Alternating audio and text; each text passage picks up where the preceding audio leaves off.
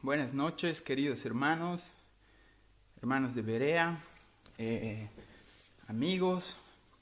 Eh, Esta es una noche especial, ya que el Señor quiso que compartiera mi testimonio, ¿no? Estas 2 semanas me he preparado mucho para poder dar este testimonio, que espero que llegue a sus corazones, porque es el Señor hablando en mí, nada más. Yo no quiero ser famoso, yo no quiero mostrarme como persona, solo quiero hablar lo que el Señor ha hecho en mi vida. Eh, con mis fuerzas no hubiera logrado nada, solo he confiado en el Señor y eso es lo que vengo a contarles ahora, ¿no? En la iglesia ya conocen mucho mis testimonios, mucho más las personas que me conocían antes saben cómo era yo, saben cómo era. Bueno, antes de empezar quiero orar y bueno, voy a orar, hermanos, para empezar. Padre amado celestial, gracias por esta nueva oportunidad que me da, Señor, de poder hablar de tu palabra, poder contar las grandes maravillas que tú has hecho en mi vida, Señor. Bendito seas, Señor, y te entrego este tiempo para que tú guíes todo lo que salga de mi boca, Señor, que salga desde adentro de mi corazón, Padre. En el nombre de Jesús, amén. Muy bien, hermanos, vamos a empezar. Quiero empezar por el título, ¿no? El título era Expreso del pecado. Tiene una connotación doble esto. Expreso, porque he querido pensar, un expreso es un tren que es muy cómodo, que viajas placenteramente y es muy rápido, ¿no? Antes se viajaba en tren así y era el medio de transporte más caro, creo, y más cómodo para viajar, ¿no? Entonces, ¿por qué expreso del pecado? Porque mi vida ha sido así, ha sido una vida muy cómoda y placentera, entre comillas, pero haciendo lo malo, ¿no? Practicando el pecado a su máxima expresión. Entonces, por una parte, he querido dar esa connotación de expreso, de un tren del pecado muy placentero y todo. Y también he querido dar la connotación de que era preso del pecado, que antes era un preso del pecado y realmente estaba preso del pecado, ¿no? Hasta que pude abrirle mi corazón al Señor, porque realmente el pecado y Satanás me tenían atados, me tenían vendados, no podía ver y solo quería satisfacer mi carne, ¿no? Entonces, ese ha sido el título que he querido ponerle. Y para empezar, quiero empezar con un versículo que, que va a marcar todo el camino de este testimonio, que también irá obviamente con palabra, ¿no? En San Mateo 7, 13 al 14 dice: Entrad por la puerta estrecha, porque ancha es la puerta, y espacioso el camino que lleva a la perdición. Y muchos son los que entran por ella, porque estrecha es la puerta, y angosto el camino que lleva a la vida, y pocos son los que la hallan. Bueno, hermanos, el camino del pecado es muy ancho y es muy tranquilo, a pesar de que también hay mucho dolor, ¿no? Porque son las consecuencias que uno está realizando luego, que le viene la cuenta, ¿no? Del pecado. Pero el camino del Señor también es un camino duro, un camino estrecho, un camino con dificultades, pero que al final nos va a llevar a la vida eterna, ¿no? A tener el encuentro con el Señor. Y bueno, nosotros no sabemos qué momento vamos a morir. Ahorita somos peregrinos en este mundo. Tenemos que estar preparados para irnos a la gloria con el Señor. Entonces yo les animo, hermanos, que entreguen sus corazones, no sabemos cuándo morimos. Recién veía una publicación de un amigo en Sucre que murió hace un año atrás, pero recién era su año, ¿no? Y no sabemos cuándo vamos a morir. Tantos amigos míos se han muerto de diferentes causas, ¿no? Sin conocer al Señor. Y sabemos dónde van a parar esas almas, lamentablemente. Entonces, hermanos, quiero empezar contándoles cómo fue mi vida. Les voy a contar un poco desde niño, más o menos para que tengan idea cómo fue mi vida y cómo es que ahorita puedo estar hablándoles ahorita del Padre, ¿no? Bueno, en mi niñez, bueno, primeramente cuando yo nací, mi madre me contó que yo tenía problemas de bronquitis, creo, y estaba a punto de morir de bebé, ¿no? Mi mamá tuvo que, que dejar el trabajo para cuidarme al 100%. Tuvimos que venirnos aquí a Santa Cruz porque la altura me afectaba ahí en La Paz. Entonces tuve desde pequeño un amor incondicional de parte de Dios y de mi mamá, es por sobre todas las cosas, ¿no? Eh, bueno, de ahí todo se mejoró y yo voy a empezarles a contar lo que recuerdo un poco, ¿no? Tuve una vida linda, tranquila, tenía una vida de comodidades, eh, era un niño de clase media alta, tenía lindos juguetes, y bueno, pero como a los 5 o 6 años, mis papás se separaron, ¿no? Ahí es cuando uno va recordando más o menos toda su vida, ¿no? En esa etapa. Entonces, a mí obviamente me afectó, pero yo no me daba cuenta, ¿no? Me afectó el ya no vivir con mi papá, me afectó de gran manera, ¿no? Y bueno, yo no lo veía consecuentemente a mi papá, a veces lo veía a fines de semana, ¿no? No tengo muchos recuerdos con él. Y bueno, mi abuelita también viví con mi abuelita, con mi tía, con mi mamá y mis hermanos. Mi abuelita era una persona, bueno, ella falleció, era una persona que tenía buenos cargos en el gobierno, que tenía posibilidades y nos ayudaba mucho también, nos ayudaba mucho. Entonces ya a los 5 o 6 años, cuando yo ya estudié en el colegio, entré a un colegio en La Paz, que era un colegio de los mejores en La Paz, ¿no? Era un colegio privado que era de los mejores. En ese colegio estudié de primero a octavo de primaria, ¿no? Ahora no sé cómo se cambia todo eso.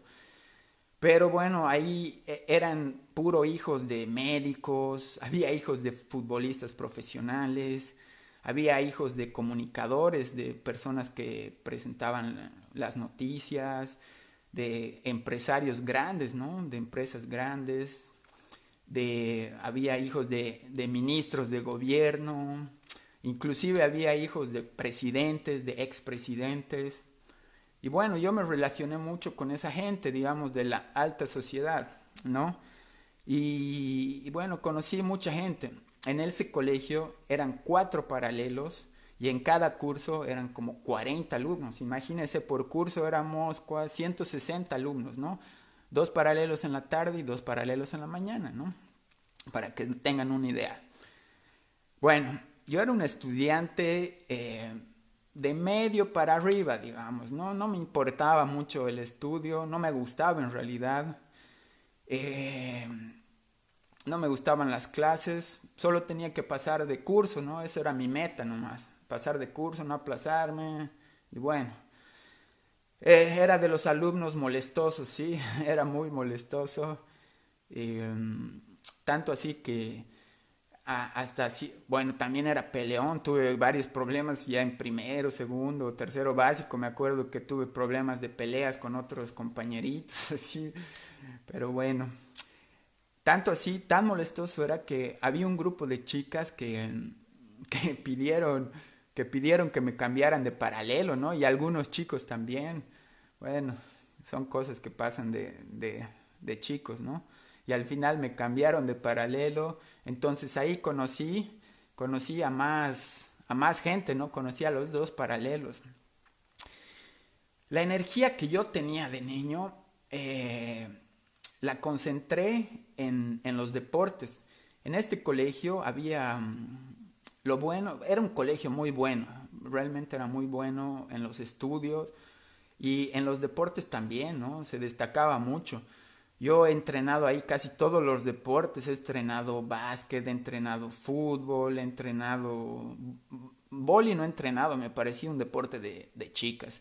Pero bueno, he entrenado atletismo, iba a carreras intercolegiales, he estado en la selección de fútbol de mi colegio, he estado en selecciones de fútbol de la Asociación de La Paz y, y al final luego también he entrenado natación, he competido para mi colegio y también entrenaba para la asociación en un club, ¿no?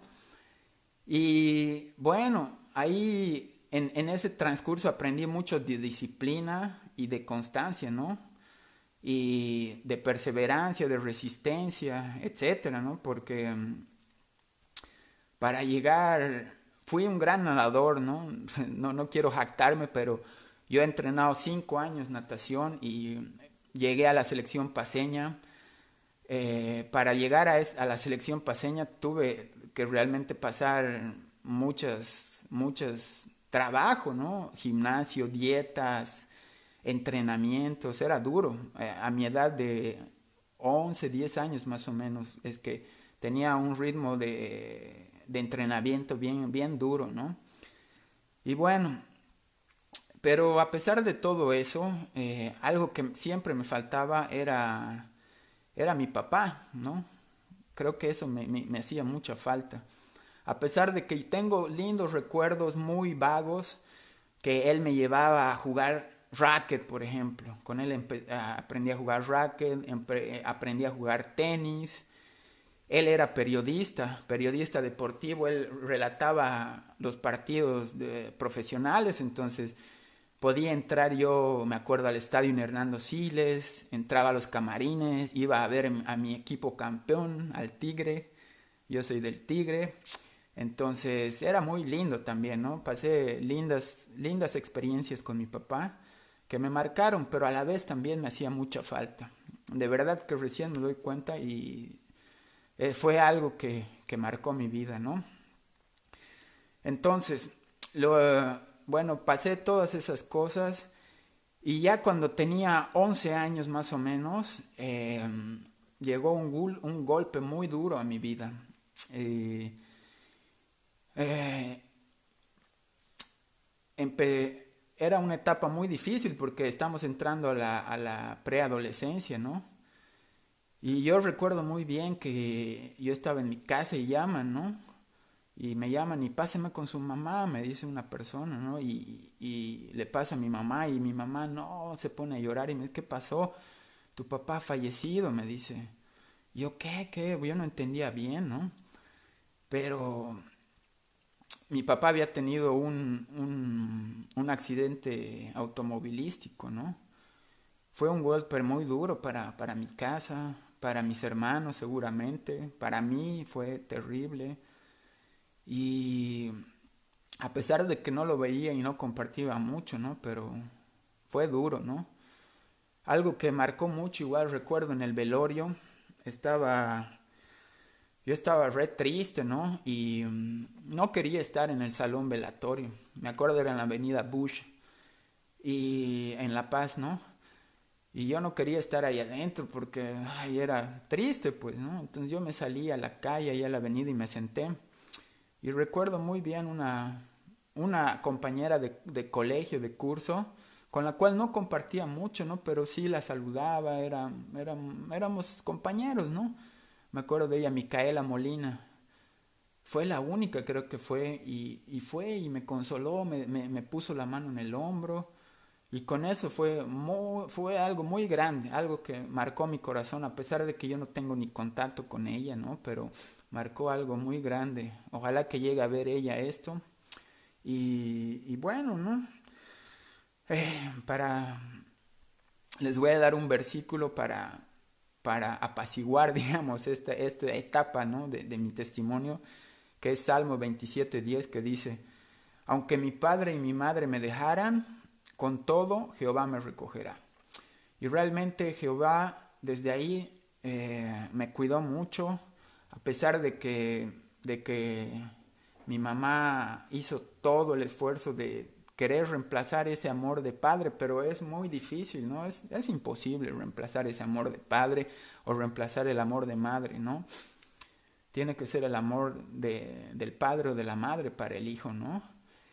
Y después de ese duro revés de la vida, empezó a cambiar todo en mi vida, ¿no?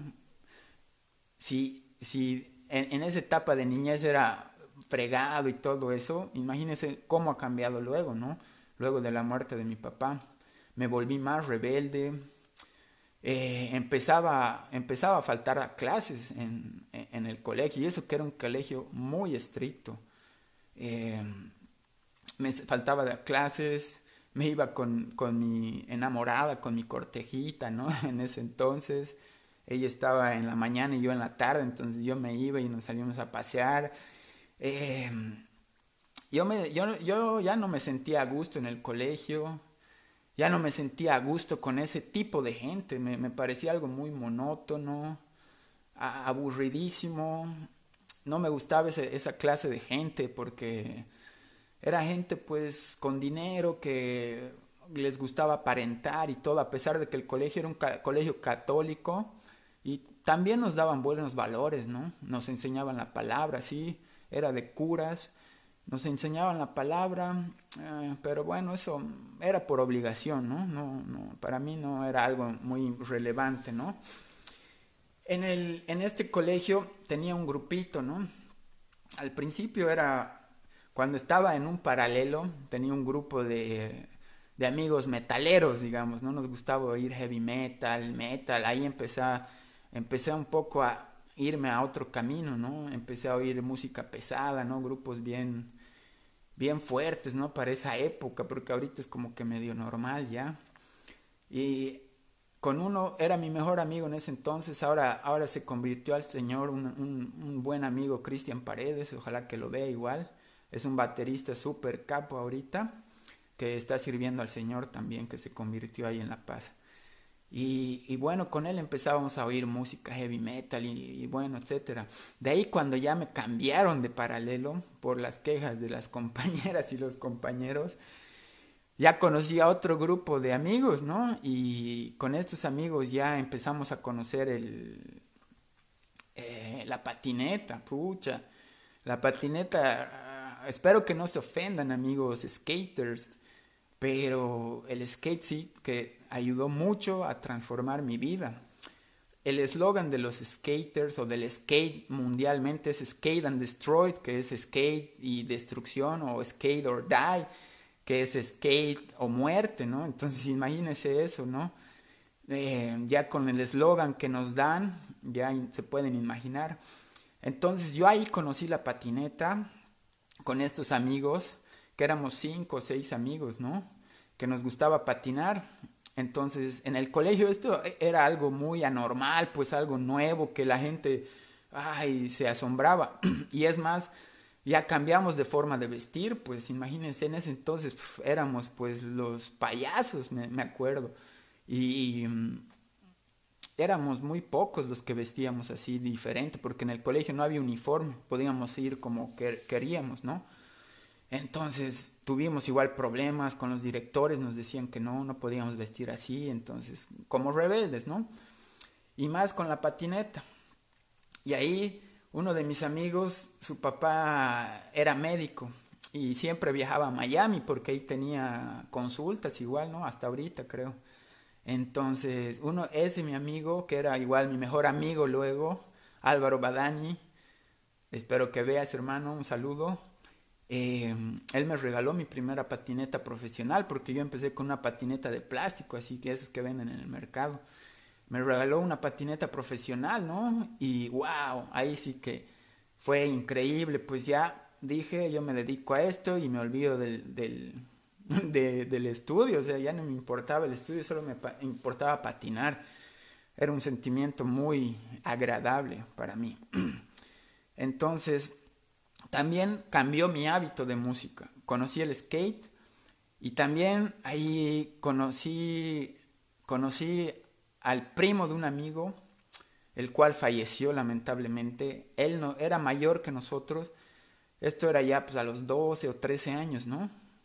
Y él nos regalaba marihuana y ahí es donde yo conocí esta sustancia, ¿no? Y bueno, con mis amigos la consumimos y bueno, patinábamos, etcétera. Y de ahí cambió todo en ese año. Ya dejé un poco el heavy metal y ya también conocí el hip hop o el rap. Me acuerdo muy bien, mi amigo que me regaló la patineta, su papá le trajo un disco, un CD, en ese entonces era wow, ¿no? Un CD de Wu-Tang Clan Forever. Eso era, ¿para qué año? Fue el 96 o 97, creo que se estrenó ese álbum de Wu-Tang. A mí me marcó mucho ese álbum y empecé a oír hip hop y rap, ¿no? Y bueno, yo ya en esa etapa dejé la natación después de haber participado en nacionales. El entrenamiento era duro de la natación. He entrenado durante unos 6 5 años, pero ya cuando entré a la selección durante unos 2 años, era pues un ritmo duro. Era despertarme 5 de la mañana, estrenar de 6 a 7 o a 7 y media, de ahí hacer tareas en la mañana, en la tarde clases, salía de clases 6 y media, me iba a entrenar de 7 a 9 a 8 de la noche, iba al gimnasio, dietas, ¿no? Entonces me aburrí de eso y lo dejé, no me acuerdo cómo, pero me olvidé de la natación. También entrenaba fútbol, ¿no? Entre las dos entrenaba fútbol y entrenaba natación y lo dejé todo y me enamoré del skate. Realmente me enamoré del skate y solo quería patinar, solo quería la tabla. Como les hablaba antes, perseveraba hasta sacar los trucos, caerle, caerle. Era una emoción diferente, ¿no? Y y bueno, pues ya cuando me encaminé mal en el colegio, eso pasó en un año. Todo esto fue así, en un año casi. En ese entonces ya fui al colegio y llegó un amigo. Llegó, o sea, imagínense 40 o 38 alumnos, ¿no? En el aula. Y entra el director y dice, está entrando un alumno nuevo, por favor, que no sé qué, que trátenlo bien, no sé qué. Es un muchacho que está llegando de Nueva York, que es el nieto del embajador de Bolivia en la ONU. Entonces, por favor, que háganlo saber las tareas, sino que sé qué, porque era en medio del año escolar, ¿no? Entonces todos, wow, ¿quién será? Que no sé qué, todos así, ¿no? Pues imagínense 38 pelados ahí. Entonces yo igual, a ver, en Nueva York, ¿qué onda? ¿No? Pues todos queríamos saber quién era. Y bueno, pues llegó mi amigo. Y el Kane. Recuerdo muy bien cuando llegó, bueno, se sentó aparte, ¿no? Y yo con mi grupo de 5 o 6 bravucones que éramos, ¿no? Porque éramos, éramos bien temidos, hasta con cursos de 3 o 4 años mayores, pues nos tenían respeto, nos tenían miedo, porque éramos realmente bravucones, pues, ¿no? Y bueno, la cosa es que vamos a ver qué ondas con este. Bueno, y fuimos, le charlamos todo, ¿no? Y me acuerdo pues que este grupito de mis amigos, no, pues medio que lo querían hacer bullying, ¿no? Le querían bajar el ánimo, así, ¿no? Y yo me acuerdo que yo sacaba cara por él, ¿no? No sé por qué, tenía una conexión con él. Y yo me metía y yo sacaba cara por él, ¿no? Tuvimos episodios que yo le dije no lo molesten y cosas así, ¿no? Y hicimos una gran amistad luego, ¿no? Y al final, creo que estuvimos 4 o 5 meses así, ¿no? De buenos amigos, íbamos a su casa y todo. Y, y la cosa es que nos votaron a los dos, nos votaron de ese colegio, de primero a octavo de primaria, yo estuve, él solo llegó unos meses, y hicimos pues con él pues cosas malas, ¿no? Cosas malas hicimos. Entonces nos votaron a los dos y bueno, nos separamos, nos perdimos, nos desconectamos porque obviamente no había ni celulares, creo. Claro, no había. Había de esos celulares ladrillos que valían $1000, creo que eran pocos lo que podían tener. Entonces nos separamos, ¿no? Ya, y bueno, cuando ya nos separamos y me botaron del colegio, eh, y justo ese año, recuerdo muy bien, mi hermano mayor, que me lleva por 5 años, estaba saliendo de la promoción y justo estaban de viaje, hacían viajes de ayuda, se fueron a Bopi, al Beni, hacían trabajo laboral, ¿no? En el colegio los llevaban, su viaje de promoción era eso. Y el director de intermedio, digamos, aprovechó ese momento porque el director general era padrino mío y tenía harta estima hacia mí y me perdonó muchas cosas, pues por eso yo seguí en el colegio, ¿no? Era un padre, el padre Vicente Beneito. Y, y bueno, aprovechó, parece, el otro director que se fue, el Beneito, que era como su protegido, ¿no? Que me ayudaba mucho. Y este Pepe Loza, me acuerdo que era el director, bueno, aprovechó que se fue de viaje con los de la promoción y me votó, porque bueno, obviamente hice algo grave, ¿no? Y aprovechó y me votó. Ucha, grave, pues, ¿no? Mi hermano saliendo promoción, mi hermana en la prepromoción, y yo en octavo y me votan. Pucha, ¿no? Pues qué decepción, me imagino, para mi mamá, para mis hermanos. Así. Para mí era, no me importaba, más bien me sentí más tranquilo porque sabía que al año próximo tenía que entrar y cuando entrabas ya primero de secundaria eran 2 turnos, era clases en mañana y tarde, entonces yo dije, oh, mejor me libré de esas. Y bueno, ya me botaron de eso y como era mediados del año escolar, mi mamá pues no tuvo otra opción y me metió a un colegio público, un colegio fiscal, pues no. Imagínense esa transición de estar con niños de la alta clase, ¿no? Con mucha plata, entrar a un colegio fiscal. Y pucha, me acuerdo, era el Linderman ese colegio. Y ahí entré, pues, y no, pues yo era el único blanquito, así, y todos sabían, pues, de dónde venía, yo qué sé, igual era un curso grande de 30 así. Y no, pues ahí los muchachos de ahí, pues, me querían hacer bullying, así. Tuve varios roces con ellos, ¿no? Pero yo no me dejaba tampoco, pues imagínense, saben mi carácter ustedes, los que me conocían, y también saben mi carácter los que me conocen, cómo soy.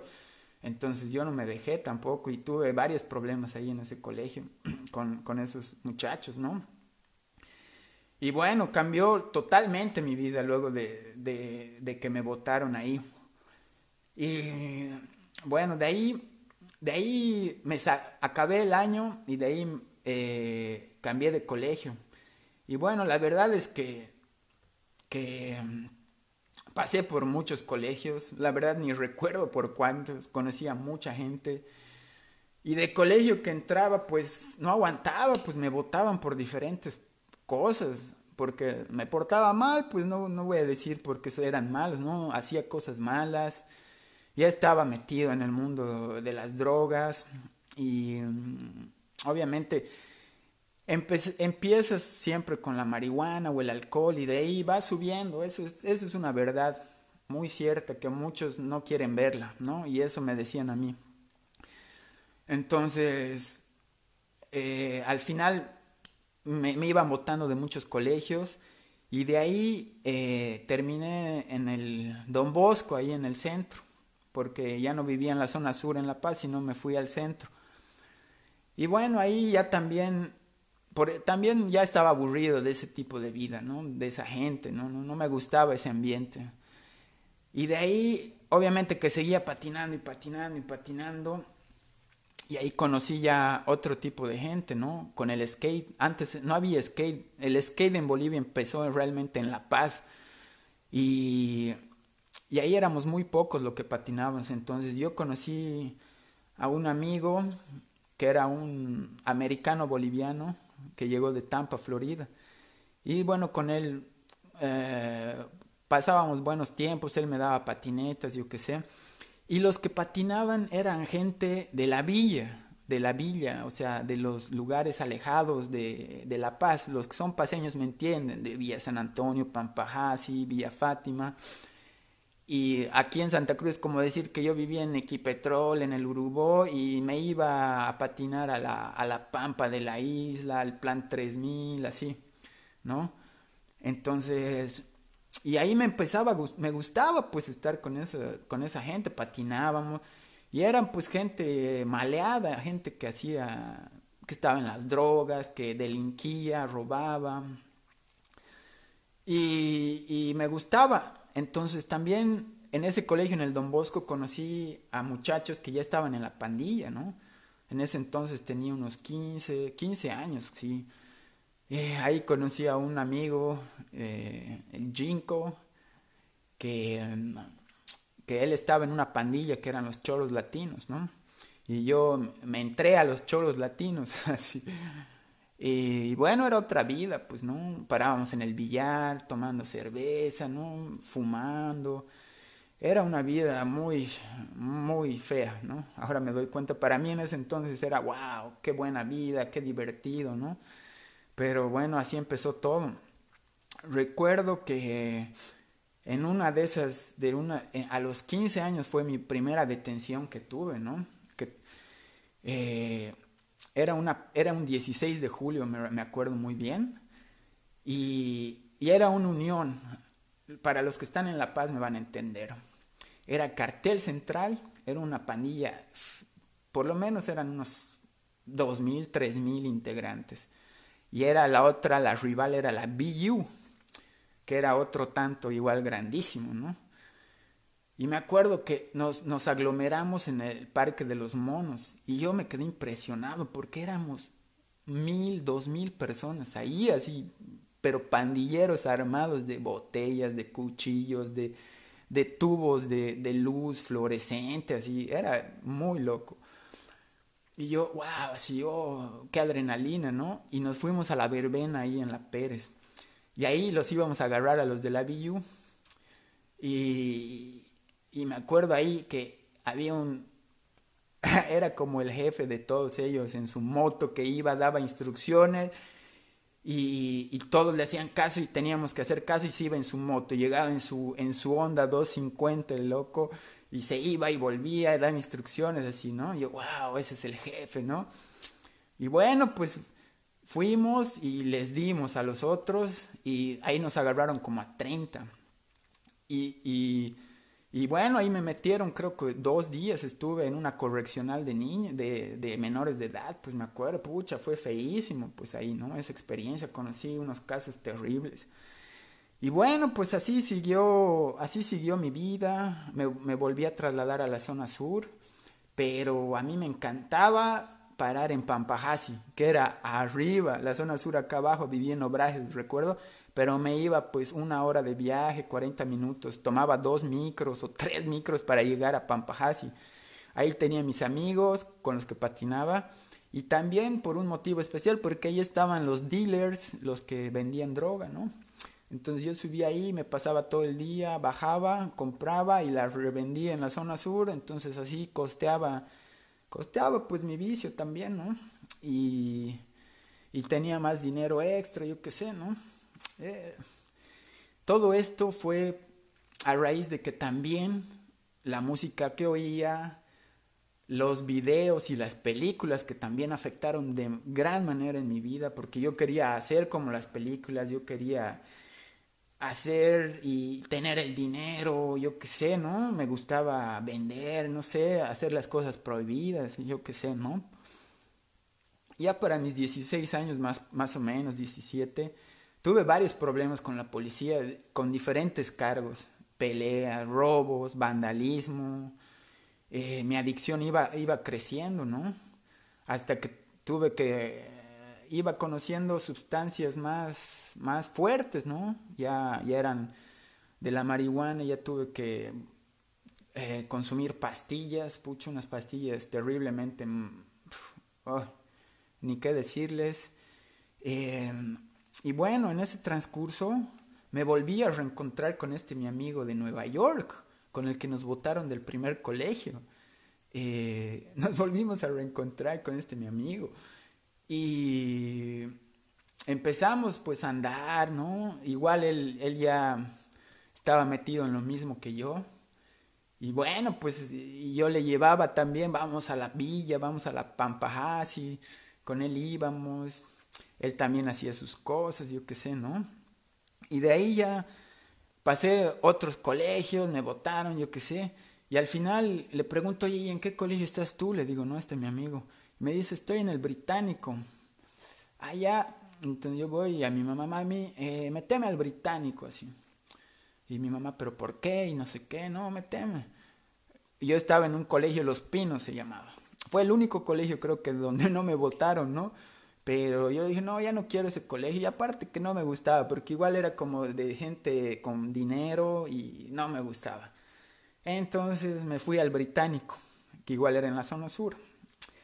Y ahí con mi amigo, con este de Nueva York, este mi amigo, y ahí empezamos a consumir plantas alucinógenas, ¿no? Y ahí empezamos, y ahí topamos a otro amigo en este colegio británico, que él estaba igual en el primer colegio, en el colegio que les digo que eran de gente muy importante, y este amigo era nieto de un expresidente de la República, ¿no? Prefiero no dar el nombre, pero claro, era un expresidente de la República, ¿no? El nieto, y su papá era ministro, entonces nos reencontramos con él y él era un curso mayor que yo. Y yo me acuerdo que cuando éramos chiquitos yo le abusaba a él, yo le tenía ojo al charque y él me tenía miedo. Entonces cuando lo encontré en este colegio británico, él como que asustado, ¿no? Y mi amigo de Nueva York me dice, no, es buena onda, no sé qué, le hablaremos. Yo, ya, a ver, y le hablamos, pues, ¿no? Y se hizo nuestro buen amigo, pues entonces éramos los tres. Era el mago, era el cano y era el short. Entonces, de coincidencia era la MSK de mago, S de short y K de cano. Entonces, el uno, el mago, así, bueno, el cano más que nada, pues es un rapero, hace muy buena música, rapea muy bien, Kane. El mago era DJ, tenía buenos equipos. Y yo hacía skate y graffiti también hacíamos, el mago y yo más que nada, el Kane igual hacía, pero entonces nos destacábamos en eso, ¿no? Porque hacíamos graffiti. Igual nosotros era como que empezamos las crews en La Paz, estaba todo limpio La Paz de graffiti, entonces con este mago más que nada que con Kane empezamos a grafitear toda La Paz, pues, ¿no? Y haciendo tags, yo qué sé. Entonces empezamos y dijimos, ya, esto va a ser una crew. ¿Qué es una crew? Es como un grupo de amigos que hace arte, que hace música, graffiti, yo qué sé, ¿no? Entonces, esa era nuestra finalidad, ¿no? Destacarnos en el graffiti, en la música. Y bueno, pues así empezamos los tres. Tuvimos viajes muy locos, viajábamos mucho, pasamos muchas cosas igual, ¿no? Con ellos dos. Resultaron ser mis mejores amigos al final ellos, ¿no? En esa época.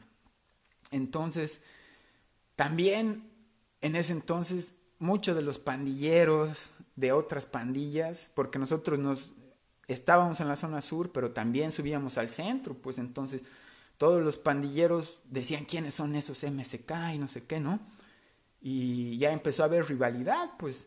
Entonces también como había gente que quería entrar a nuestra pandilla, también había gente que nos quería golpear, nos quería cuchillar, así, ¿no?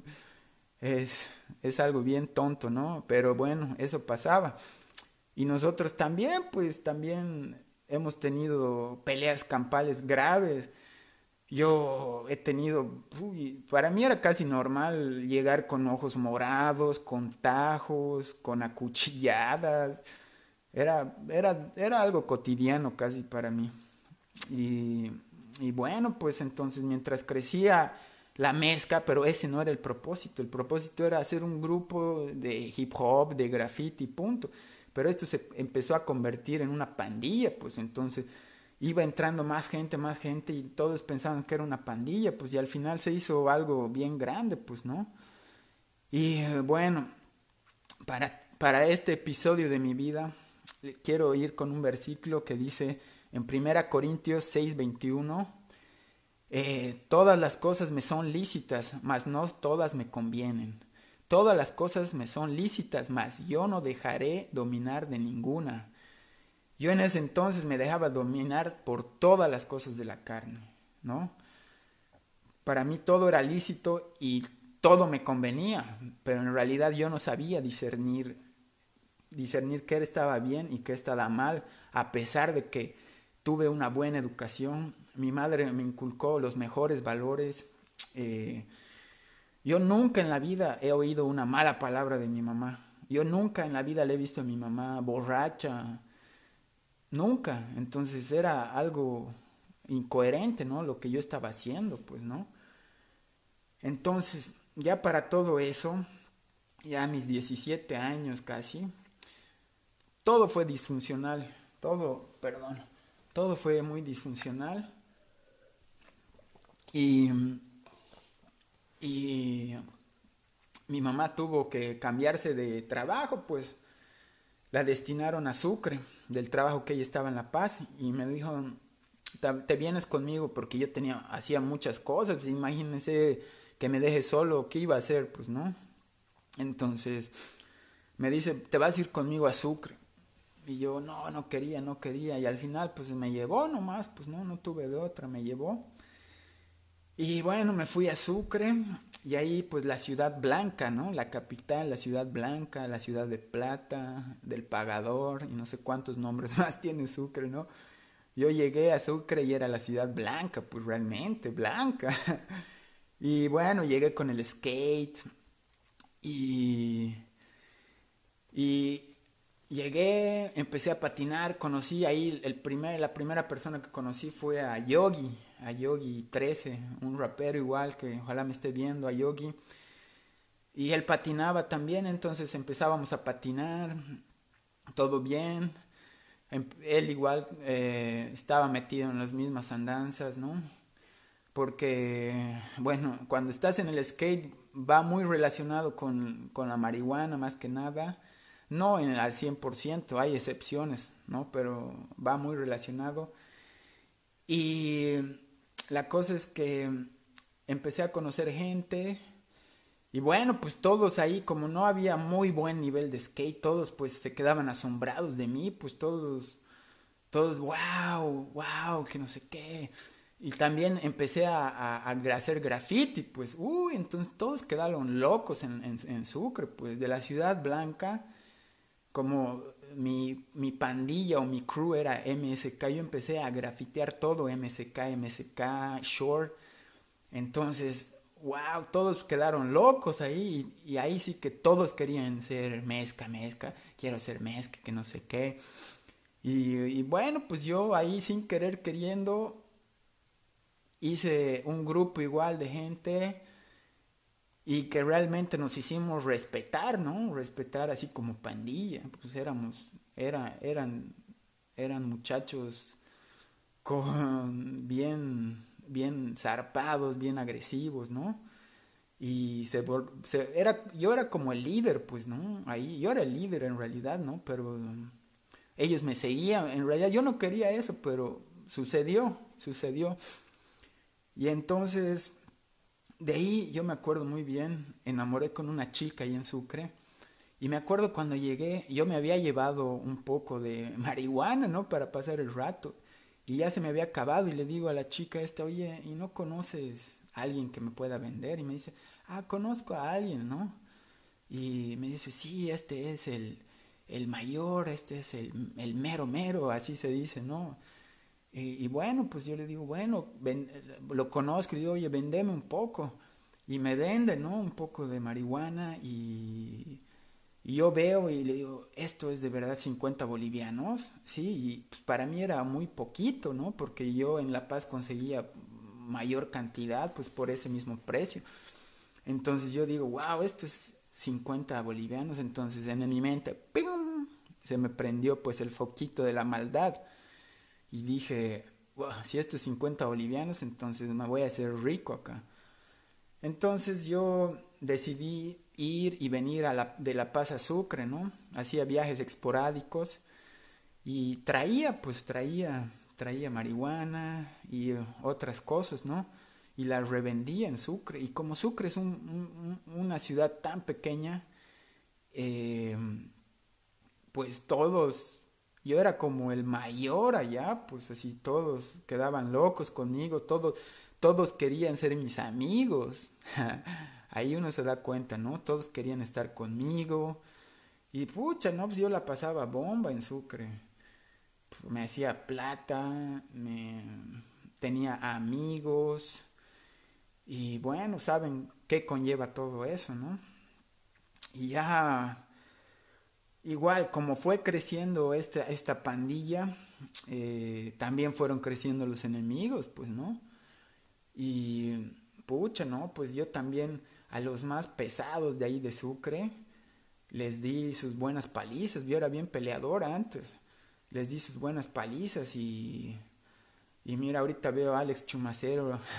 Él sabe, pues, ¿no? Las cosas que hemos pasado. Hemos tenido, en Sucre, tenido algunos juicios, procesos judiciales por peleas, por cosas así bien graves, ¿no?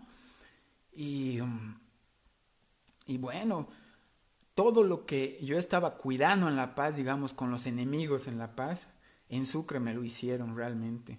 En una de esas noches, por la espalda, una noche yo estaba bien embriagado y drogado, y por la espalda vino uno de mis enemigos a los que yo ya había atacado antes, y vino y me hinchó la espalda, por la espalda, el pulmón, pucha, fue grave. Fue grave, pucha, realmente, qué grave para mi mamá, qué grave situación para un padre, para una madre, la que vivió mi madre. Pero bueno, con un propósito siempre. Y se me estaba saliendo el pleura. El pleura es lo que cubre el pulmón, me acuerdo. Yo me fui a mi casa así desangrado. No quería ir al hospital. Me quedé durmiendo en mi casa. Al día siguiente me trajeron los paramédicos, me llevaron. Casi creo que entré en coma, así, porque me estaba desangrando. Fue grave esa experiencia. Y bueno, yo también quería venganza, pues luego de salir de eso, pues, no, yo quería venganza. Gracias a Dios ya no lo encontré al que me hizo eso. Yo averigüé quién era porque yo estaba perdido, no me acuerdo bien. Y bueno, pues yo luego encontré, no, no lo encontré a esa persona. Gracias a Dios porque yo estaba con la idea de ir y matar, realmente matarlo. Y bueno, pues seguía con ese proceso, ¿no? Seguíamos ahí en el Basile. Y en una de esas volví a traer una gran cantidad de drogas de La Paz a Sucre. Y bueno, este episodio fue realmente igual durísimo, durísimo para mí y también para mi mamá. Qué pena que está viendo esto mi mamá, pero bueno. Eh, Seguramente a uno de los que vendía lo agarraron, pues los de narcóticos, ¿no? Y le hicieron hablar, pues de una. Yo ya llevaba como 2 años haciendo mis negocios ahí, feliz, pues, ¿no? Y me acuerdo que le decían el choco, el guatoco. Todavía me iba a vender una pistola, me acuerdo, este tipo, ¿no? Me quería cambiar una pistola por drogas y yo me acuerdo con la corteja que yo estaba en ese entonces, le dice, oye, mira, le haré el cambio, ¿no? Y me dice, no, no, no, no, así no, no hagas eso. Porque ella me conocía también, pues no, no, no hagas eso. Y bueno, más bien que no hice ese cambio, porque pucha, yo creo que estaría en la cárcel ahorita. Y bueno, la cosa es que yo tenía pues en mi cuarto, yo tenía pues sustancias ilícitas. Y me acuerdo, pucha, a las 7 de la mañana tocan la puerta. Ta, ta, yo vivía en la Recoleta, ahí en Sucre. Tocan la puerta y yo abro la puerta porque había una señora que le dejábamos que meta sus dulces, que ella vendía su kiosquito ahí. Entonces siempre tocaba esa hora y le abríamos y sacaba sus dulces, ¿no? Y para que abra su tienda. Entonces yo abro la puerta y veo nomás puro camuflado ahí, como 20, 10 camuflados, 3 patrullas, 4 patrullas, mis pelos así de punta y quería cerrar la puerta y Erwin, yo, no, no, no, Omar, no, no, no, Bicho, no, no, no, Short, todos mis nombres ya sabían, pues. Quise encerrar, ¿no? Y ¡pa! Un planchazo a la puerta, abrieron, vino el fiscal, salió ahí mi mamá. ¿Qué pasa? Orden de la fiscalía, no sé qué. ¡Ay, no! Uf, qué grave situación, qué grave situación. La tengo en la memoria como si hubiera pasado ayer. Los de narcóticos ya me dicen, ya, ¿dónde está la droga? Me dicen. Yo no podía ocultar porque estaba ahí en mi cuarto, estaba ahí en el ropero, pues. Y bueno, pues, pucha, cabizbajo, realmente no sabía qué iba a pasar. Ahí recién dije, Dios mío, ayúdame. Ahí. Y bueno, pues agarraron, sacaron, revisaron lo que quisieron, se llevaron lo que quisieron de mi cuarto también, ¿no? La corrupción de la policía. Me acuerdo, se llevaron celulares, cosas, se lo embolsillaban. Y bueno, duro. Me metieron a la celda, yo qué sé. Ahí estuve como 2 días, un día creo, pasé una noche ahí. Me acuerdo en la celda, le pedí a Dios, no se imaginan cómo le pedí a Dios. Me acuerdo, lo único que pude sacar de mi cuarto, así, ya, abríguese, llévese, póngase zapatos, me puse un buzo. Lo único que pude sacar fue una fingerboard, una patineta para los dedos. Yo dije, pues con esto voy a pasar. Me acuerdo, patinaba ahí, ¿no? En la celda. Y decía, Dios mío, sácame de esta, sácame de esta. Y realmente fue de Dios, ¿no? Fue de Dios. eh, pero también, obviamente, la justicia no es gratis, ¿no? La justicia en este país no es gratis. Entonces, estuve una noche, creo. Sí, una noche estuve. Y fue de Dios todo, pasó de Dios, porque, porque mi mamá justamente estaba con una persona, la cual su cuñada de esta persona era la fiscal. Entonces no sé si lo hizo a propósito o qué, pero hizo unas fallas en los documentos, pero también se tuvo que pagar a jueces, a fiscales. Y bueno, pues al final me dieron una sentencia de primero 6 meses de investigación con arresto domiciliario, pues.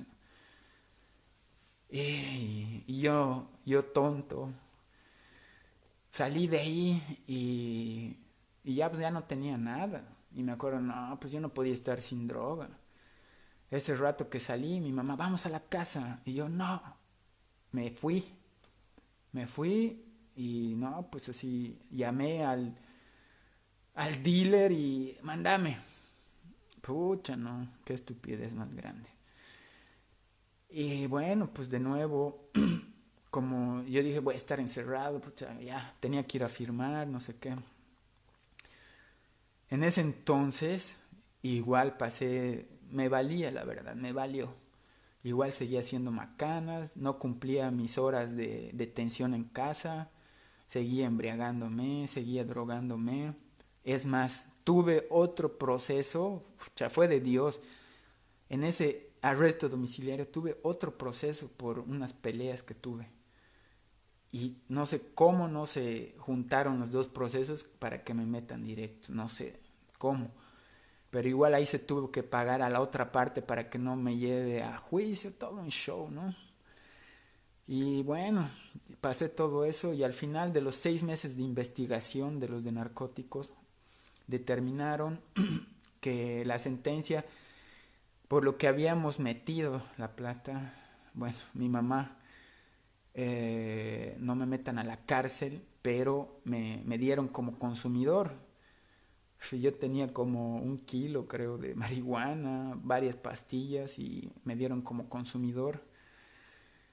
Y me dieron una sentencia de cumplir una rehabilitación en un centro de drogadicción, pues, ¿no? Yo no quería, la verdad, pero no tenía de otra, pues tenía que cumplir la sentencia. Entonces la sentencia era en Cochabamba. Me fui a Cochabamba y bueno, fue un proceso duro.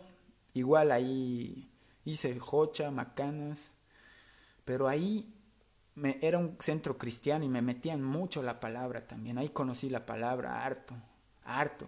Ahí valoré muchas cosas, valoré a mi familia, valoré la comida, qué importante. Ahí realmente nos hacían pasar hambre. ¿Para qué? O sea, no morí de hambre, pero yo estaba acostumbrado a comer mucho y al extremo de que yo cocinaba la comida del perro y mientras cocinaba la comida del perro en fogón, me comía un poquito y un poquito porque realmente pasaba hambre, ¿no? Y ahí he valorado la comida. Los hermanos, no sé si se han dado cuenta, yo no dejo nada en el plato y realmente tienen que aprender a valorar la comida. Cuando no hay, uno realmente ahí valora las cosas. Entonces, terminé ese proceso, pero con muchos tropiezos y ahí seguía consumiendo porque imagínense, salí de ahí y volví a lo mismo, ¿no? Y de ahí tuve de vuelta, volví a caer a la FELCN, me volvieron a dar sentencias para centros de rehabilitaciones, estuve en el psiquiátrico en Cochabamba. Y bueno, para qué contarles más, lo voy a hacer largo. También tuve transiciones de que me fui a vivir a Cochabamba, de vuelta a La Paz, y seguí en lo mismo, ¿no? Con muchos problemas, pleitos, golpes, cuchillos, pistolas. Y bueno, esa, en esa etapa ya cuando volví a La Paz, recuerdo muy bien otra etapa que se marcó muy bien en mi vida, fue que ya vivía en La Paz, vivía en el edificio Alameda. Yo estaba perdido, mi mamá no sabía qué hacer. Ella siempre estaba en oración por mí, seguramente, ¿no? Ella esperaba que yo llegue en las madrugadas. Cuánto sufrimiento le da a mi mamá. Pero la cosa es que me acuerdo muy bien. Mi mamá me dijo, va a venir tu tía. Tenía una tía lejana, ¿no? Que sabía que era cristiana. Y va a venir tu tía, va a venir a orar por ti, me dice yo. Ya, pues, ¿qué voy a hacer? Digamos, ¿no? No le voy a votar así. Para mí todo eso era ridículo, la verdad. Era perder el tiempo, pero por ver, por satisfacer a mi mamá, hacía cosas que yo no quería. Como a veces la acompañaba a la iglesia, ella me rogaba para ir a la iglesia, pero yo a veces iba los domingos así trasnochado, de borracho y todo, y iba, ya. Y la cosa es que vino mi tía, ¿no? Vino. Me dijo, hola papito, no sé qué, sentate. Me hizo sentar, se sentó atrás ella, me ungió con aceite. Ella se llama Doris Pizarro. Daisy, por Daisy la conocíamos, seguramente se llama Doris Daisy, no sé qué. Entonces era una mujer de Dios, ¿no? Ella. Y ella empezó a orar por mí, me acuerdo. Ella dijo, él será un varón del Dios, él, él te va a servir. Y mientras me agarraba la cabeza, yo me hacía o sea, dentro de mí decía, están perdiendo el tiempo. Yo la veía a mi mamá orando igual. Creo que mi mamá estaba de rodillas, ¿eh? Y mi tía orando ahí. Y pues para mí era algo ridículo. Era, bueno, perder el tiempo, ¿no? Solo quería darle un gusto a mi mamá. Y bueno, para, para, para esto eh, tengo un versículo que es Romanos 10 Romanos 10 del 9 al 10 y dice que si confesares con tu boca que Jesús es el Señor y creyeres en tu corazón que Dios le levantó de los muertos, serás salvo, porque con el corazón se cree para justicia, pero con la boca se confiesa para salvación. Qué palabra, ¿no? Realmente, realmente, qué palabra. Mi mamá ha debido proclamar tanto, tanto, tanto. Mi tía vino, me ungió con aceite, oró por mí. Me acuerdo que mi mamá me decía, vamos a orar en mi grupo por ti. Y yo, bueno, pues oren, sí, oren. Bueno, y dentro de mí yo decía, esta vida es para mí. Si no termino muerto, termino en la cárcel o termino en el manicomio. Pues dije, no, yo nunca me he sentido loco. Yo siempre he estado bien cuerdo, ¿no? Pero dentro de mí, ese era mi camino. Yo nunca he visto una salida, una luz a mi camino. Yo quería terminar o baleado, acuchillado o en la cárcel, ¿no? Ese era mi fin. Dentro de mí yo decía, bueno, así terminaré, que seguiré en lo mismo, ¿no? Para mí era hacerme respetar en las calles. En realidad, pucha, en Cochabamba, en La Paz, en, en Sucre, pues era de los más conocidos por ser bravo, por ser aguerrido, por no tener miedo a nada. No tenía miedo a nada, solo a la policía, luego a nada más. No tenía miedo, no me importaba nada, la verdad, no me importaba nada. Bueno, luego, en ese entonces, ya pasaron muchos años y muchas cosas. Lo que les he ido contando son las cosas que más marcaron mi vida. Ya cuando ya fui como joven adulto, ¿no? 20, de los 20 a los 25, 26, así, ¿no? En ese entonces también salí del colegio a los 18. Mi mamá me metió a la universidad, a una universidad privada, pagaba la universidad, pero a mí no me importaba, no iba, ¿no? Yo solo quería que mi mamá no me moleste y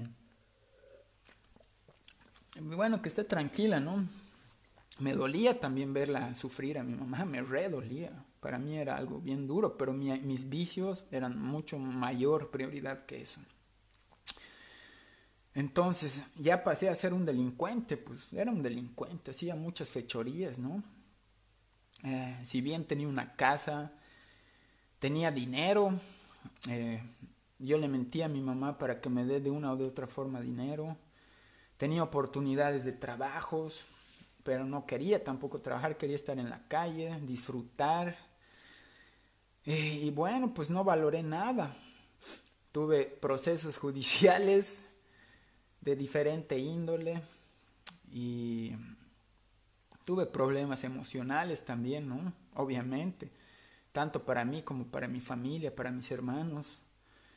Hubo un tiempo que yo me acuerdo que mis hermanos no querían saber ya de mí, no querían, le decían a mi mamá, ya no le ayudes a Lervin, déjalo, ya no le des plata, porque yo vivía en la casa, ¿no? Vivía, tenía un techo gratis, tenía comida inclusive, mi mamá me pagaba la comida siempre, y, y yo con engaños, ¿no? Le hacía que me dé más dinero, ¿no? Y mis hermanos decían, ya no le des, déjalo, pero como es una madre, ¿no? Qué amor el que tiene. Gracias, mamita, porque ese amor yo lo transmito a mis hijos, realmente, el amor de Dios que tú me has dado. Y bueno, eh, para mí ya una época que ya muy dura, esta época fue terrible, que me volví ya adicto a la cocaína. Fue grave eso, fue muy grave. Fueron como 2 años, yo vivía solo, mi mamá vivía en Sucre ya en esa temporada. Y fue una etapa que ella ya no me mandaba dinero, sí, pero sí tenía un techo, digamos, ¿no? Y yo vivía en un departamento así de lujo, en el penthouse, en La Paz, en el centro de la ciudad. Sí, yo no hacía plata, pues supuestamente trabajaba, pero hacía plata mala vida. Pero para ese entonces tenía que conseguir sí o sí 200 pesos al día, sí o sí, como sea tenía que conseguir para comprar mis vicios. Entonces yo conseguía eso del transcurso de las 12 del mediodía hasta las 6 de la tarde y era como un vampiro porque anochecía y yo ya tenía que estar con mi droga en mi casa, consumirla hasta que 5 4 de la mañana, pues era horrible. De ahí despertaba al mediodía, 10 de la mañana, a veces ni comía, solo me preocupaba en eso. Fue terrible. Así viví un tiempo largo, hasta que, y esto lo hacía solo, pues ya me aparté de todo eso, ¿no? Pero a pesar de eso, pues yo tenía una paranoia increíble, pues ya era el efecto de las drogas. Yo me acuerdo, tenía un rifle que conseguí, tenía un rifle así sote. Y yo salía con eso todo loco, en mi pantalón lo metía y salía con eso, pues asustado de si venía algún enemigo, ¿no? Cuando iba a comprar, así me acuerdo, salía con ese rifle. Uf, no, pues es una locura, una locura. Gracias a Dios nunca lo he disparado, pero salía así porque realmente ya había mucha gente que me tenía bronca, pues porque también había hecho daño, pues había hecho harto daño allá. Entonces, ya en ese transcurso ya me sentía mal también, pero el vicio era mucho mayor. Ya me sentía como zombie, la verdad, era un zombie. Y en una de esas, pues mi enamorada eh, me dice, hey, quiero probar contigo, que no sé, yo nunca le quería llevar. Entonces en una de esas me dice, yo voy a comprar. Y bueno, pues yo ya no tenía plata, y ya compraremos, vamos a ir a consumir. Y bueno, nos encerramos 2 días sin dormir consumiendo. Y la cosa es que ahí me di una sobredosis, la verdad. En todo este transcurso del consumo, yo me daba cuenta que estaba abriendo puertas a demonios. Increíble, increíble. Yo me daba cuenta que había demonios en mi casa. Era increíble. Era muy fuerte. Yo seguía consumiendo, era tranquilidad, pero sabía que venían demonios y todo. Y a pesar de que yo nunca he hecho ese tipo de brujerías ni nada de eso, ¿no? Pero sabía que estaba abriendo puertas, ¿no? Y bueno, pues ahí me dio una sobredosis. Me dio una sobredosis bien fuerte. No tenía nadie, pues mi mamá estaba en Sucre. Yo no vivía con mis hermanos, ellos ya estaban casados. Y pues mi enamorada no sabía qué hacer, pues, ¿no? Yo ya estaba muriéndome ahí.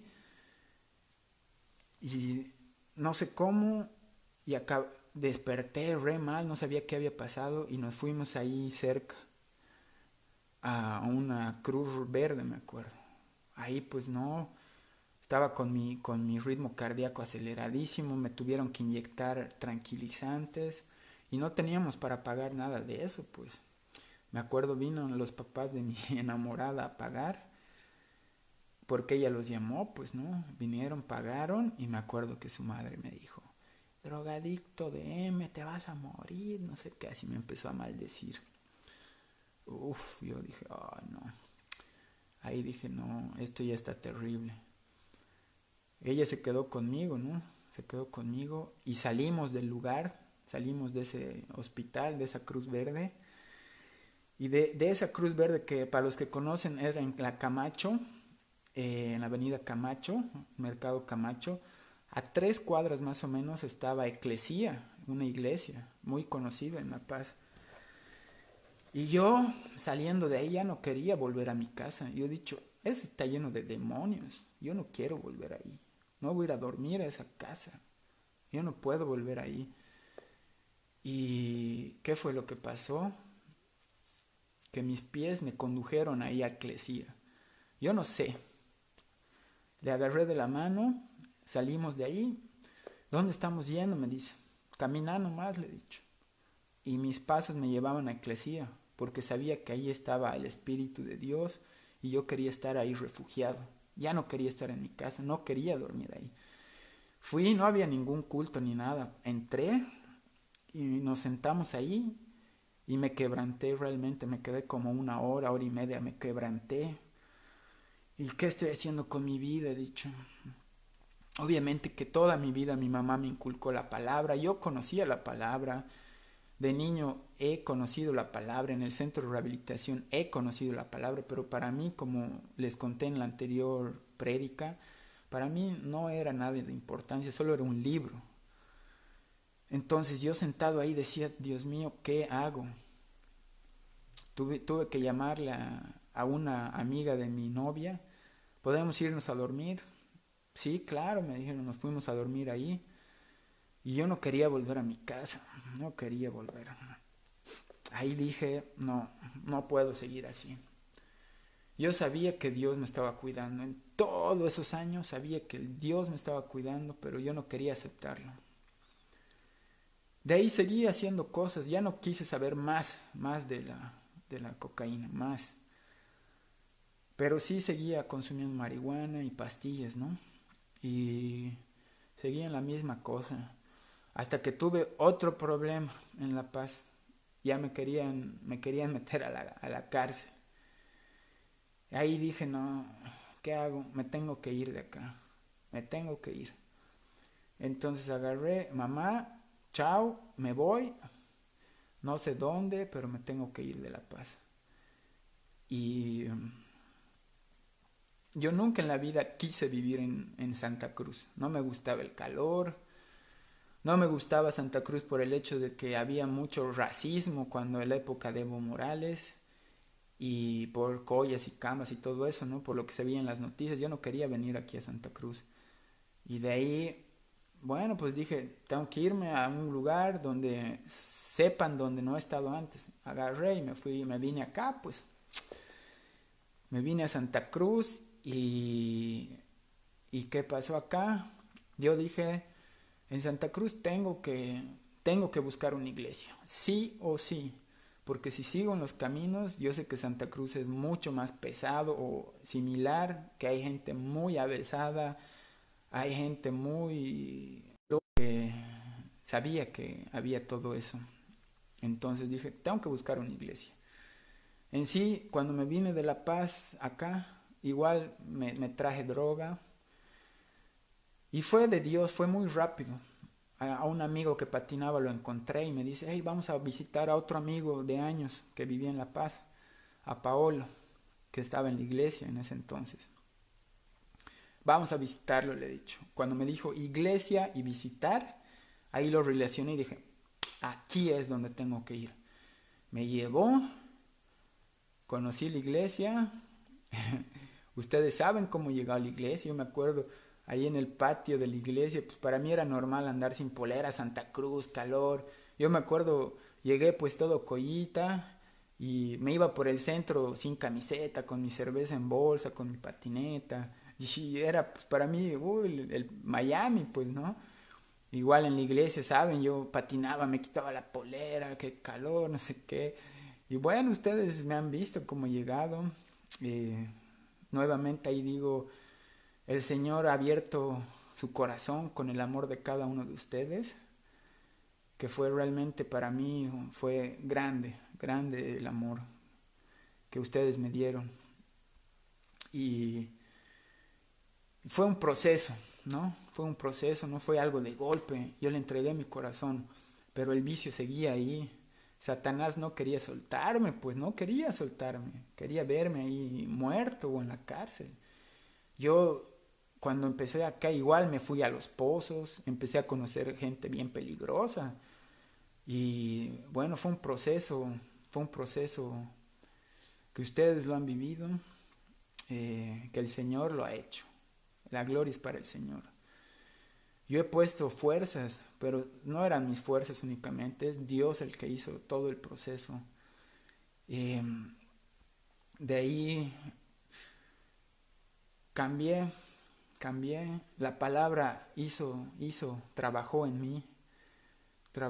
mí. Les voy a leer un versículo, dicen en Hebreos 4:12, porque la palabra de Dios es viva y eficaz, y más cortante que toda espada de dos filos, y penetra hasta partir el alma y el espíritu, las coyunturas y los tuétanos, y discierne los pensamientos y las intenciones del corazón. Así es como Dios ha trabajado en mi vida. Yo he dejado que entre la palabra de mi corazón y me metí hasta lo más profundo. Es tan lindo porque el Señor te va limpiando. Obviamente que es un proceso duro, pues, ¿no? Porque en el proceso también estaba el tentador ahí. He tenido muchas tentaciones, pues, que el Señor me ha ayudado a sobrellevar. También he tropezado en el proceso. El Señor me ha dado la mano. El Señor me ha redarguido la mente, el corazón, mi espíritu. Eh, para para seguir. Yo me acuerdo muy bien cuando empecé la iglesia, mi mamá me dijo, hijito, porque yo le dije, mamá, ya estoy en una iglesia, me dijo, hijo, hazte discipular con tu pastor, me dijo, ¿no? Y yo no entendía, discipular, ¿no? Bueno, y me acuerdo muy bien una vez nos fuimos a jugar a la cancha de atrás de la iglesia, ¿no? A un parque autonómico ahí atrás. Y yo me acuerdo, llegué con mi bolo ahí jugando fútbol. Y, y le dije, y esa palabra se me quedó de mi mano. ¿Cómo está, pastor? ¿No? Con mi bolo estaba ahí. Pastor, quiero que me disipule. Y bueno, el pastor, bueno, hermano, ¿no? Yo con mi bolo, así. Y bueno, pues no, y realmente yo tenía querer, yo quería de la palabra, ¿no? Fui dejando poco a poco todo esto, ¿no? Y vamos a ir con una palabra que dice en San Juan 5:24, de cierto os digo, esto dijo Jesús, ¿no? El que oye mi palabra y cree al que me envió, tiene vida eterna y no vendrá a condenación, mas ha pasado de muerte a vida. Gloria a Dios, ese fui yo. Eso fue lo que el Señor ha hecho conmigo. Yo estaba muerto, yo estaba preso en el pecado. Yo era un muerto viviente, era un zombie. ¿Y qué ha hecho el Señor? Me ha dado vida, vida en abundancia realmente. Mi vida ahora es para servirle al Señor. Por algo ahorita yo estoy dando mi testimonio. Esto es para gloria de Dios, no es para mí. Yo solo soy una obra del Señor, soy barro en las manos del alfarero. Él me ha ido moldeando increíblemente. El proceso sigue, porque nosotros éramos escoria, pero Él nos va a volver diamante. Y cuando terminemos la vida en este mundo, pues tenemos algo, la recompensa eterna, ¿no? Por eso estamos luchando ahorita, por eso padecemos aflicciones, por eso muchos se burlan, por eso te llaman cristianito, pero gloria a Dios, para mí es lo mejor que me ha pasado en la vida. Yo estos 9 años que estoy en la iglesia es lo mejor, la mejor etapa de mi vida. El Señor me ha regalado muchas cosas. El Señor me ha dado vida, vida en abundancia realmente. Me ha cuidado de gran manera. Me está bendiciendo de gran manera en esta época de pandemia. Me ha bendecido de gran manera en la época anterior de la pandemia. Pero también me está dando pruebas. Yo creo que es como Job, ¿no? Que va el Satanás y le dice, no, yo voy a hacer así a tu hijo, ¿no? Y me manda pruebas bien duras. Ahora padezco pruebas, aflicciones, pero yo estoy agarrado del Señor, yo sé cuál es mi roca, cuál es mi fortaleza. Entonces el Señor es el que me guarda, el que me cuida en todo momento. Yo confío en el Señor, yo he tenido muchos encuentros muy lindos con el Señor, muy hermosos. Eh, yo entrego la vida de mis hijos a Dios. Ellos son hijos del Señor. Yo quiero ser el papá que no tuve.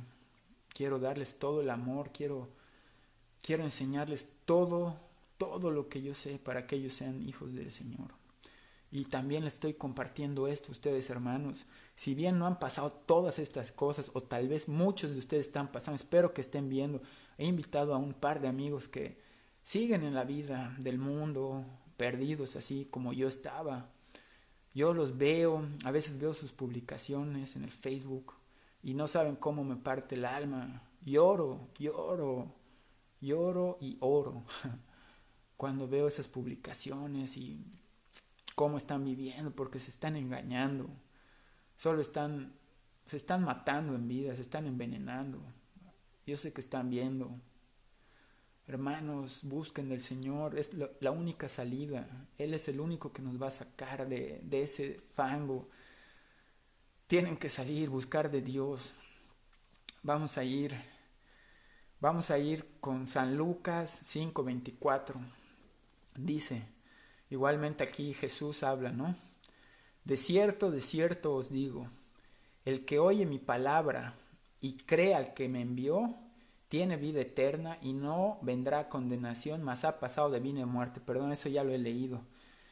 Os digo que, San Lucas 15:7 es, os digo que así habrá más gozo en los cielos por un pecador que se arrepiente que por 99 justos que no necesitan arrepentimiento. Qué palabra tan hermosa, ¿no? Yo me imagino el gozo que ha habido cuando me ha rescatado en los cielos, el gozo que yo veo en mi mamá. Yo la veo muy tranquila, antes la veía tan mal, ahora yo la veo tan bien, la veo tranquila, porque yo era su única problema, creo, ¿no? Yo era su única intranquilidad, seguramente para mis hermanos, para las personas que me amaban, que me querían igualmente. Y qué lindo es, por eso nosotros tenemos que seguir trabajando con esas almas que están perdidas, hermanos. Tenemos que seguir perseverando. Yo he tratado a muchos amigos, he dejado la semilla, yo sé. El Señor sigue ahí sunchando los corazones, yo sé, porque sigo orando por esas personas. Y bueno, yo tengo la fe que esa gente va a salir adelante.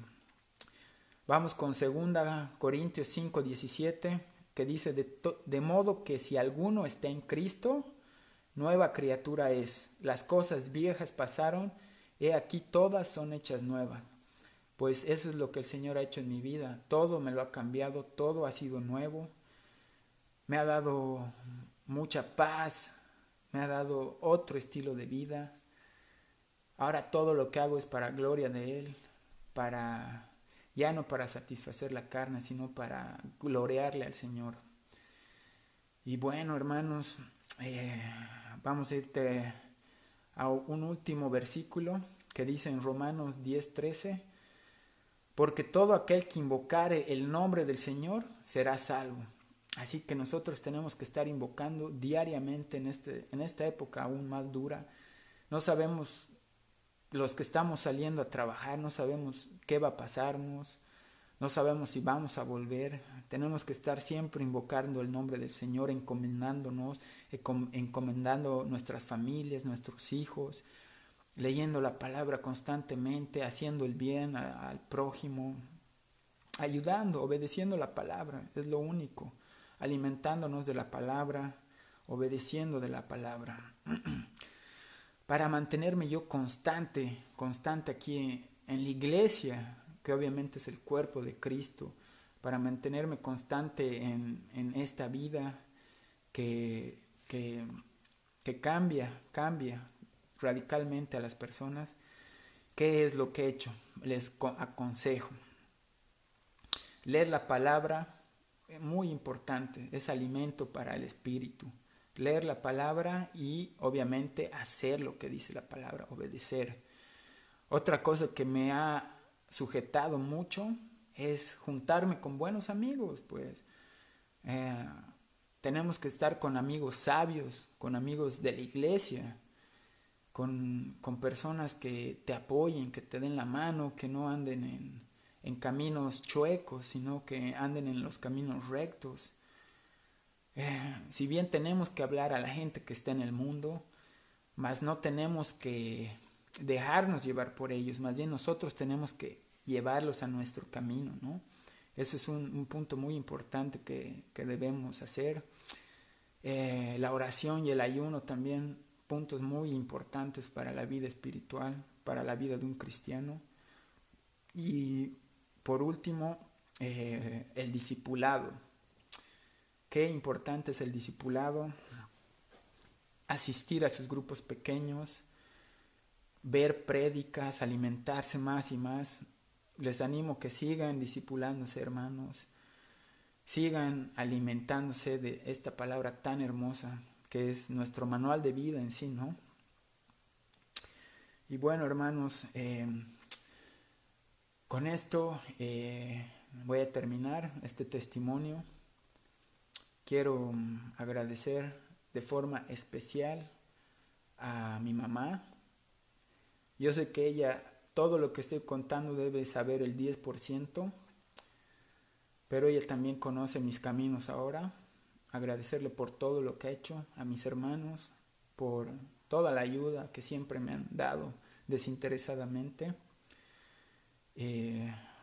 También agradecer a toda la iglesia del Señor, agradecer a los amigos que me han estado apoyando en oración, que me han estado apoyando en carne misma, ¿no? Siempre han estado dispuestos, amigos, cuando yo los necesito, cuando les doy una llamada, ayúdame en tal cosa, siempre han estado dispuestos. Iglesia Berea, gracias. Espero que haya sido de edificación esta palabra. Para mí es un gran gozo. Mi corazón siente un gozo al hablarles esto. Espero que Dios esté haciendo la obra en cada corazón que esté viendo. Si una persona nomás le llega esto al corazón, para mí es un gozo grande. Como he leído anteriormente, en los cielos un convertido es una fiesta. Dice que se regocijan los ángeles. Entonces, Dios los bendiga. Reflexionen en esta cuarentena.